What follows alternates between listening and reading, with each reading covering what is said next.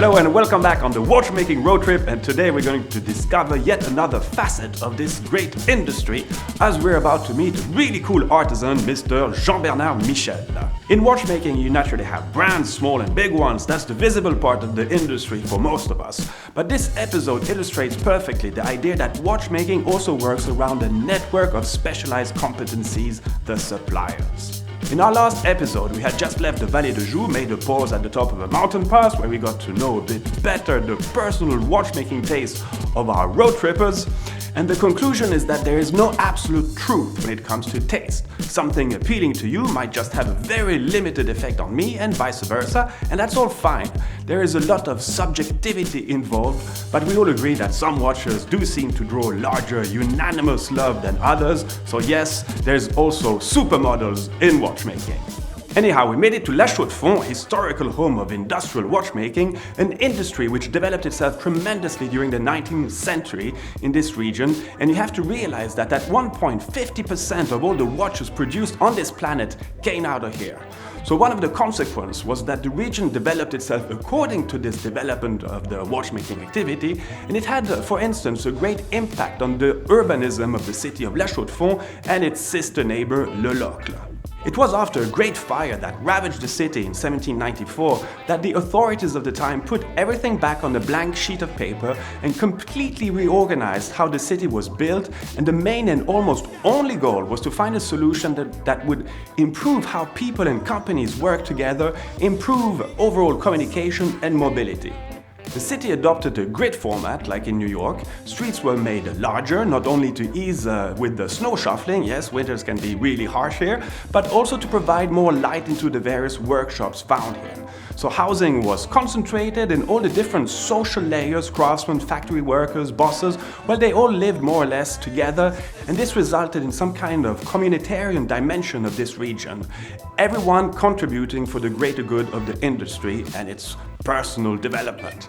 And finally, this region has been listed precisely for this peculiar organization as a World Heritage Site of the UNESCO, something that local people are today very proud of. And if you're interested in knowing more, I clearly invite you to see the episode of our tourism saga dedicated to it, and you'll find a link in the description. So where does this lead us with today's episode? Well, the point that I want to make is that historically speaking, watchmaking has developed itself by bringing together various sets of skills, and this notion of organic network is fundamental in understanding watchmaking. Today, most brands will tell you that they do as much as possible by themselves, which is fine, and some do actually, but there is nothing wrong by using the people, craftsmen, companies that are simply the best in their sets of skills. We will therefore illustrate this by visiting the wonderful workshop of a craftsman specialized in engraving. He is too a supplier of the industry, but in this case I must admit that there is a lot of poetry in this little setup compared if we had been to some kind of a much more industrial organization specialized, for instance, in screws. Well, actually even there you can find something poetic, I swear. But to get to Mr. Michel's place, well, that's when our bus started to show signs of his real age, and I was just stuck on the main avenue of Chaux-de-Fonds, waiting for the sun to heat up the car before being able to light it up. So our guys went by foot, a lovely little walk, and not too long, and I just waited and kept my fingers crossed. The road trip is still long, and I'm counting on you, little bus. Yeah, I was still stuck and waiting for a miracle as our guys started to discover Mr. Michel, understand his skills, and even have a little go at it. No.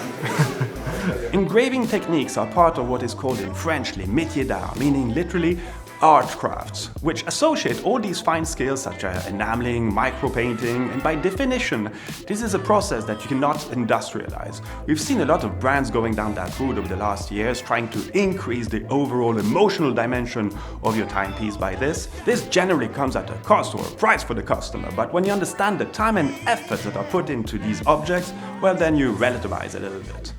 Yeah, I think I might be the only one in this group who actually enjoyed that, I think, more than Philippe before. I thought it was really special actually. I think it's probably out of all the workshops we've seen, I think it's my favourite. Meeting Mr. Michel was one of the best things that happened to me in this watchmaking road trip, because I could compare him a lot to Mr. Philippe Dufour. This is where the Grandmaster chime was engraved. It's pretty cool. The guy is He's so modest. He didn't even mention that he worked on the Sky Moon Tourbillon, on the Grandmaster Chime. Had I not recognized the case he was working on, he wouldn't have told us. He's so modest. The guy wears an IWC Portuguese, you know. He doesn't flash it. He doesn't care. And I was talking to him, and I asked him, would you want people to know that you did? Would you want your name to be there? And he said, no, I really don't care about that. All I care about is doing what I do best. And that is pure passion, you know? It's not about the money. It's not about the fame. I've never heard of him. It's about loving what you do. He was a fantastic guy. He was welcoming. He was humble. He was an expert in his field. It was a lovely environment and a lovely place. It was really, really nice. It was a good start to the day. He let me engrave. He made a little spiral model on the plate of gold, which has turned out flawless, and then I tried to emulate it, and at first it wasn't going too poorly. It was, you know, a circle, and the circle kept expanding, and then I slipped and a huge gash was formed, and there went my future in this industry, but it was fun. We did have a go at engraving a brass plate, which I thought on the face of it was going to be quite easy, and believe me, it's impossible. I couldn't do it. No, it's not for me. I didn't even try. It's difficult, Yeah, just to engrave the word, because it's very, very small. It's half a millimeter high. Wow. And it has to be perfect. Yes. Something very special happened to me today, and I hope this video doesn't come out before I get to propose. Mr. Michel agreed to engrave my engagement ring and my future fiance's engagement ring with the same way of engraving that he engraved the Grandmaster Chime with. And he was happy to do that because I simply asked him. And that was just, I mean, for him just to say, yes, sure. I mean, whenever you want, just send me the rings and I'll do it for you.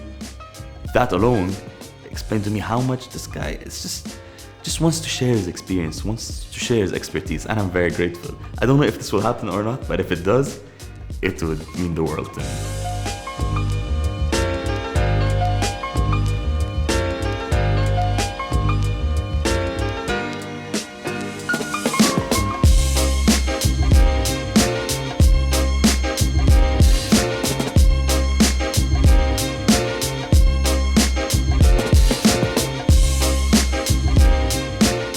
So Abbas was finally back in shape, and on our next episode we'll show you a concrete example of this industrial dimension of the region with a visit of a company which is a real historical manufacturer, meaning a watch movement manufacturer or an engine manufacturer if you like. And we'll go through all the various stages it takes from raw material to the final assembly of a watch movement, and to do so we'll be going to a super legitimate player of the industry as we will visit Zenith, a company that produced at one point in their history more than 500,000 movements per year, and father in 1969 of the iconic El Primero movement, a movement still seen as a reference in terms of precision and performance today. So see you soon.